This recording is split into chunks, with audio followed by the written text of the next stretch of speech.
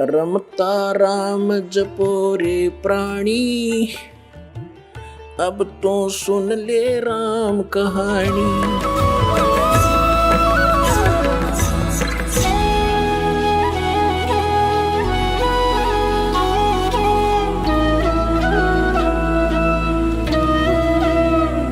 अब ये क्या लिखा है, जैसे गीता जी अध्याय नंबर 15 के ही आगे।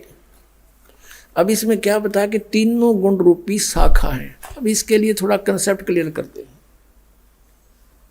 क्योंकि पुण्यात्माओं ये एक नया सूर्य उदय हो रहा है और हमने अभी सितारे देखे थे और सूर्य को देखकर हमने उन सितारों को सूर्य मान रखा था और उस सूर्य को सूर्य मानना हमारा मन बहुत देर से स्वीकार करेगा। इसलिए ढेर सारे प्रमाण दिखाने पड़ेंगे कि ये तीनों गुण रूपी शाखा है। ये रजगुण ब्रह्मा, सदगुण विष्णु, तम गुण शिव जी है और ये सदग्रंथों में लिखा है, उन्हीं से हमने पहचानना है। देखिएगा ये मार्कंडेय पुराण, ये कहाँ से छपा है? प्रकाशक एवं मुद्रक हैं गीता प्रेस गोरखपुर, गोविंद भवन कार्यालय कोलकाता का संस्थान। ये इनके फैक्स और फोन नंबर है। इसके 123 पृष्ठ पे स्पष्ट किया है। मार्कंडेय ऋषि जी बता रहे हैं, 122 पृष्ठ से प्रारंभ करेंगे हम, या नीचे आ जाइए। मार्कंडेय जी बोले, मुने, अब यहाँ हमारे मतलब का यहाँ पर है, इसके सामने कति ये रहा। इस तरह सारे विवरण को यहाँ निष्कर्ष आ जाता। इस तरह स्वयंभू परमात्मा की 3 अवस्थाएं हैं। रजोगुण प्रधान ब्रह्मा, तमोगुण प्रधान रुद्र, सत्व प्रधान विश्व पालक विष्णु है। यही 3 देवता हैं और यही 3 गुण हैं। अंडरस्टूड हो गया कि तीनों गुण हैं, रजगुण ब्रह्मा, सतगुण विष्णु, तमगुण शिव जी। बुद्धिमान को संकेत ही बहुत होता है। अब श्रीमद् भगवद गीता को अब फिर देखते हैं इन 4 श्लोकों को और फिर आगे चलते हैं 16 और 17 श्लोक में। ये देखिएगा, ये पंचदशो अध्याय 15वां अध्याय है श्रीमद् भगवद गीता का। इसमें से इतना ही लिखा कि ऊर्ध्व मूलम अधः शाखम, ऊपर को मूल, नीचे को तीनों गुण रूपी शाखा वाला। अश्वत्थम प्राहु, ये अविनाशी संसार रूपी वृक्ष कहा गया है। छंदासी यस्य प्रणानी, छंद माने विभाग होता है, छंद अलग अलग विभागों में और लोकोक्तियों के माध्यम से जो लिखा हुआ ज्ञान वो छंद है, अलग अलग विभाग है। यस्य प्रणानी, ये तम वेद स वेदवित। गीता ज्ञानदाता ने सिर्फ 2 शब्द बोले हैं संसार रूपी वृक्ष के, ऊपर को मूल और नीचे को शाखा, शाखा वाला। और इसमें क्या लिखा है? आदि पुरुष परमेश्वर मूल वाले, यानी जड़ तो आदि पुरुष परमेश्वर है। यहाँ अनुवाद गलत किया है। अधः शाखम, नीचे को शाखा वाला। और तीनों गुण शाखा कहाँ है? ये दूसरे में, उस संसार वृक्ष की तीनों गुण रूप। और ये देखो शाखाएं, ये शाखाएं, ये शाखाएं हैं, तीनों गुण रूप शाखाएं हैं। रजगुण ब्रह्मा, सदगुण विष्णु, तमगुण शिव जी। ये तत्वदर्शी संत के लिए ऑप्शन छोड़ रखा है इसने, वो दास आपको क्लियर कर ही रहा है। तो इसने तीनों गुण भी लिखा है, तीनों गुण रूपी शाखा है। ऊपर को जड़ जो हो अविनाशी परमात्मा, वो दृढ़ है। बस इससे ज़्यादा कहता मैं नहीं जानता।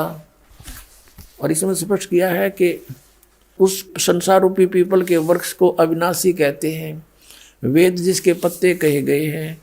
और उस संसार वृक्ष रूप वृक्ष को जो व्यक्ति, जो पुरुष मूल सहित तत्व से जानता है, स वेदवित, वह वेद के तात्पर्य को जानने वाला है, अर्थात वो तत्वदर्शी संत है। ये पहचान भी बता दी।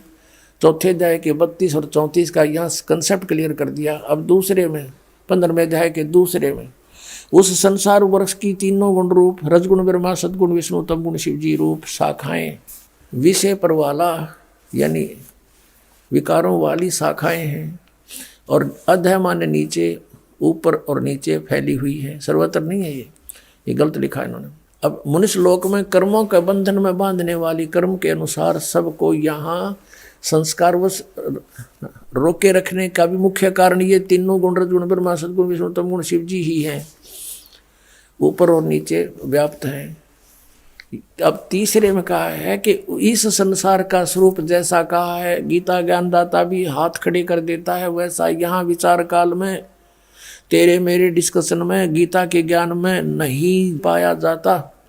मैं नहीं बता पाऊंगा, क्योंकि न इसका आदि है और न इसका अंत है, तथा इसकी अच्छी प्रकार स्थिति नहीं है, न ही इसकी अच्छी प्रकार स्थिति। ये कदम मैं नहीं जानता इसको, इसलिए उसके लिए तो वो कठिन है।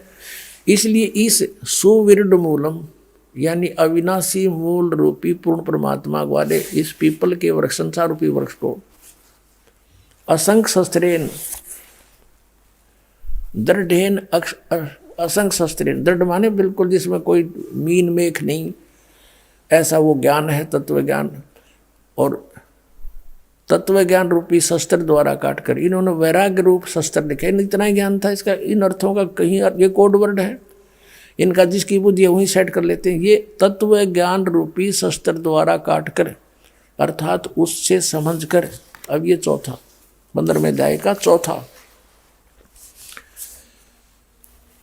उसके पश्चात परम पद रूप परमेश्वर को भली भांति, उस परम पद परमेश्वर को भली भांति खोजना चाहिए, जिसमें गए हुए पुरुष फिर लौटकर कभी संसार में नहीं आते, उनकी चलो चलो समाप्त हो जाती है। जिस परमेश्वर से पुरातन संसार वृक्ष की प्रवृत्ति विस्तार को प्राप्त हुई है, जिस परमात्मा ने सारे ब्रह्मांडों की रचना की है, उसी आदि पुरुष नारायण के मैं शरण हूँ। गीता ज्ञानदाता कहता है कि मैं भी उसी की शरण हूँ, मेरा भी वही पूज्य देव है। और आप जी भी इसी प्रकार दृढ़ निश्चय करके उस परमेश्वर की तत्ब्रह्म की, उस परम अक्षर ब्रह्म की मनन और निधिध्यासन करना चाहिए, उसी की पूजा करनी चाहिए। ये गीता ज्ञानदाता भी फाइनल कर रहा है। अब पुण्यात्माओं, हम एक बच्चे को पढ़ाते हैं, बेटे या बेटी को, उसको BA MA या अन्य कोई ट्रेनिंग करवाते हैं। लगभग वो 17-18 वर्ष तक पढ़ता है और फिर 5-6 वर्ष का वो शिक्षा ग्रहण भी करने लगता है। तो 24-25 वर्ष तक हम बच्चे को फ्री छोड़ देते हैं। किस लिए? कि ये शिक्षा ग्रहण करे और अपनी 2 रोटी का साधन बना सके, नथिंग एल्स। और ये मोक्ष का कारण, ये मोक्ष मार्ग इस जैसा तो कोई इस पृथ्वी पर कर्म नहीं। इस अगर समझ में आपका आ जाएगी, और ये समझ में लाने के लिए आपको परिचित कराया जाता है, बार बार ये ज्ञान सुनाया जाता है, आपके अंदर फीड किया जाता है। और जिस दिन आपकी आत्मा उठ जाएगी, तो आप जी ने जैसे अपने बच्चे को पढ़ाने के लिए धन भी लाया, उसको फ्री छोड़ दिया, समय भी पूरा दे दिया, तब वो 2 रोटी के योग्य होता है या नहीं होता है, वो तो आगे चल के पता लगे। फेल भी हो जाए बच्चा, और पास होने के बाद भी रोजगार मिल रहा है ना मिल रहा है, फिर वो इनू का इनू देखे हमने BA MA करे, आज खेतों में हल जोड़ रहे, मजदूरी कर रहे बेचारे।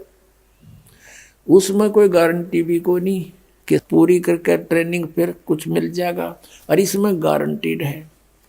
और के मिलेगा आजीवन रोजगार, जिसमें बिना करे आपको प्राप्त होगा। गीता जी में लिखा है कि निष्कर्म में मोक्ष प्राप्त होगा। तो उसके लिए हमने समय भी निकालना होगा, 2 पैसे भी लगाने होंगे।